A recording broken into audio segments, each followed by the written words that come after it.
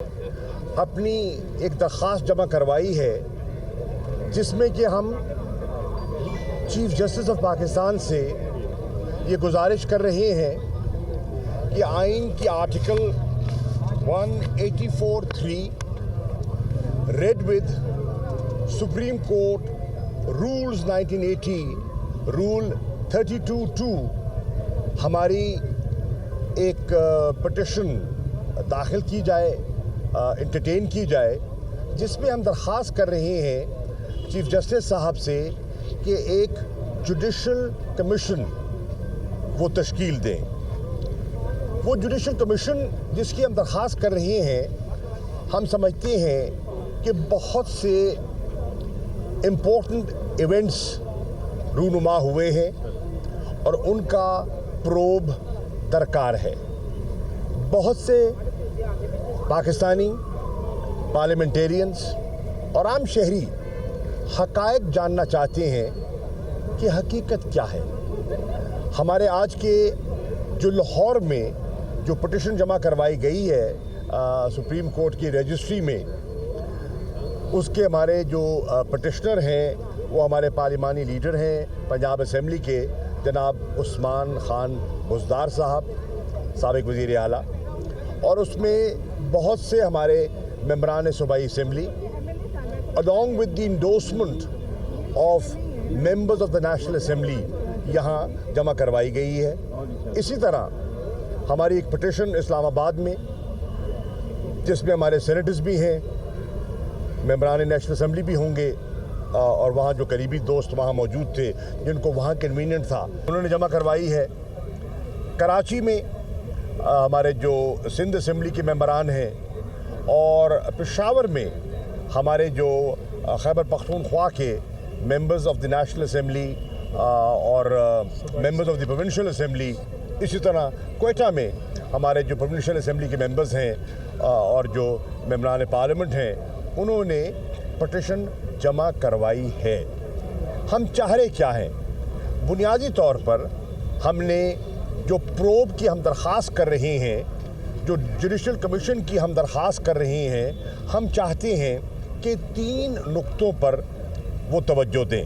Number 1، Imran Khan صاحب کے خلاف ایک اسیسینیشن پلاٹ اور اسیسینیشن اٹیمپٹ جس میں اللہ نے ان کو محفوظ کیا ہوا، ہم چاہتے ہیں کہ اس کا پروب ہونا چاہیے اور حقائق اور ذمہ داران قوم کے سامنے آنے چاہیے۔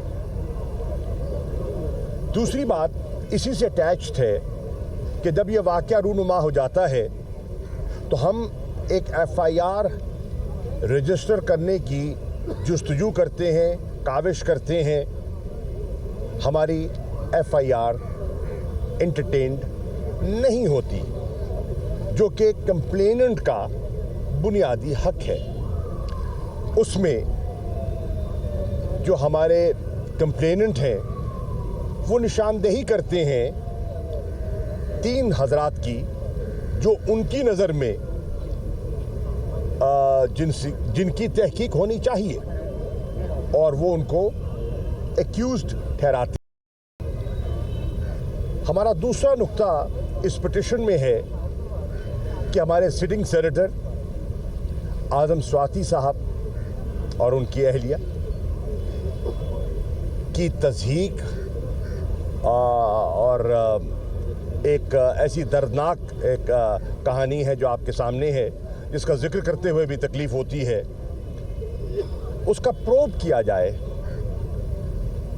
کہ اس کا ذمہ دار کون ہے، اس اللیگل ریکارڈنگ اور ان کی جو ڈگنیٹی کو وائلیٹ کیا گیا ہے، اس کا ذمہ دار کون ہے۔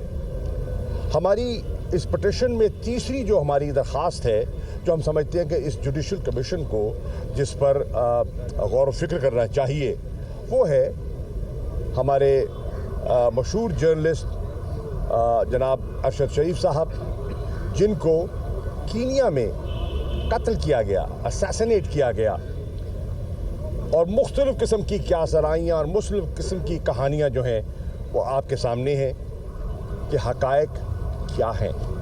آج لاہور میں اسمبلی کا اجلاس بھی تھا, وہاں ممبرز جمع ہوئے, اس نقطے پر تبادلہ خیال ہوا, لوگوں نے اس کو انڈورس کیا اور پھر بہت سے ممبران اسمبلی کارروائی میں شامل ہو گئے اور کچھ ممبران اسمبلی یہاں تشریف لائے اور مل کر ہم نے رجسٹرار کے سامنے اپنی پٹیشن جمع کروا دی اور ان سے ڈائری نمبر بھی حاصل کر لیا ہے, اور ہماری اب خواہش ہے کہ چیف جسٹس صاحب اپنی پہلی فرصت میں اس پر کاروائی اور حکم فرمائیں گے. Thank you. اچھا, بسم اللہ الرحمن الرحیم. صاحب ایک منٹ بات کر لیں, بعد میں کوشچن کر لیں. بسم اللہ الرحمن الرحیم. دیکھیے, شاہ صاحب نے ساری جو ٹیکنیکل ڈیٹیلز ہیں وہ تو آپ کو بتا دی ہیں.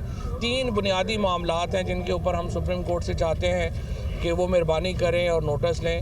ایک معاملہ ہے جو عمران خان صاحب کے اوپر قاتلانہ حملہ ہوا, اس کا جو FIR ہے وہ درج نہیں ہو رہی ہے, اور 1867 میں جب یہ قانون آیا تھا, یہ 100 سال کے بعد آپ دیکھیے کہ انہوں نے قانون ہی بدل دیا ہے. یہ 150 سال کا قانون ہے کہ FIR تو دیکھیں, اگر کوئی شخص جائے پولیس اسٹیشن میں اور وہ کہے کہ جی میں قتل ہو گیا ہوں اور فلانے نے میرا قتل کیا ہے, آپ وہ بھی ریفیوز نہیں کر سکتے. آپ نے درج کرنا ہے اور اگلے لمحے آپ اس کو جو ہے وہ کہیں گے نہیں پروف یہ غلط ثابت ہوا ہے. سو یہ قانون تو بڑا واضح ہے کہ میں کہتا ہوں کہ یہ لوگ جو ہیں یہ شامل ہیں اس میں, اس اسیسینیشن اٹیمپٹ میں. آپ اس کے اوپر پرچہ کریں گے. اعظم زواتی صاحب کے ساتھ جو معاملہ ہوا اور ارشد شریف, دیکھیں میں چیف جسٹس صاحب سے گزارش کروں گا سپریم کورٹ کے ادارے کو اتنا کمزور نہ کر دیں کہ پھر لوگ اس کی طرف دیکھنا ہی چھوڑ دیں. اس وقت پاکستان میں عدالتوں کا اور اداروں کے اوپر لوگوں کا اعتبار بڑا کم ہو گیا ہے. آج آپ دیکھیں پاکستان میں بزنس کانفیڈنس کیا ہے, 88% بزنس مین کہہ رہے ہیں کہ یہاں بزنس کے حالات ہی نہیں ہیں. پاکستان میں عدالتوں, اب جو برٹش کورٹ کا بھی فیصلہ آیا جس میں التوا کے اوپر انہوں نے شہباز شریف کو جرمانہ کیا, اس کا کمپیریزن ہو رہا ہے پاکستان کے عدالتی نظام سے.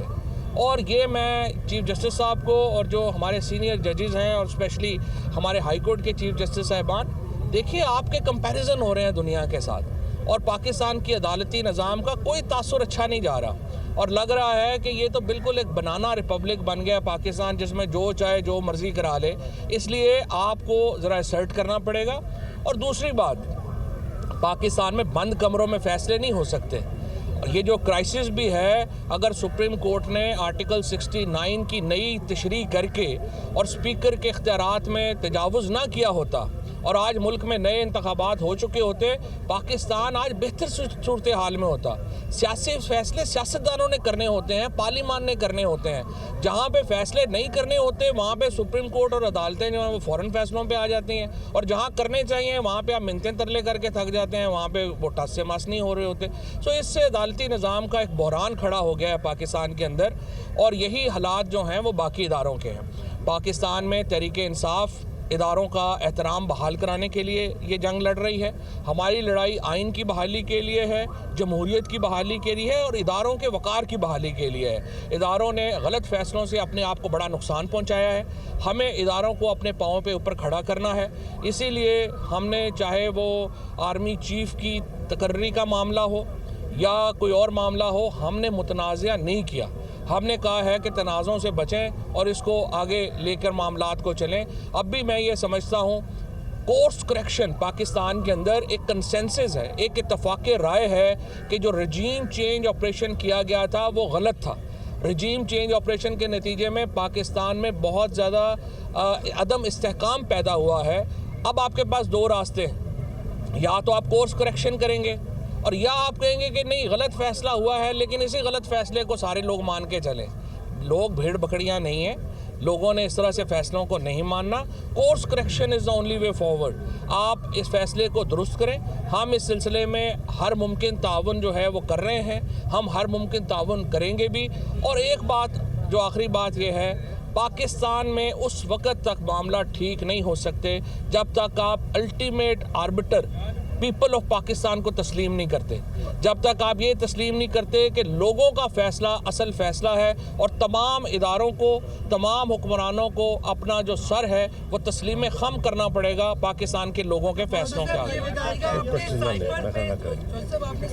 عرض یہ ہے وہ آلریڈی دیکھیے وہ آلریڈی جمع ان کے نوٹس میں آ چکی ہے. پریزیڈنٹ صاحب خط لکھ چکے ہیں, ٹھیک ہے, اور کیبنٹ نے بھی ایک انکوائری کمیٹی بنائی ہوئی ہے, تو وہ معاملہ آلریڈی چل رہا ہے. Thank you very much.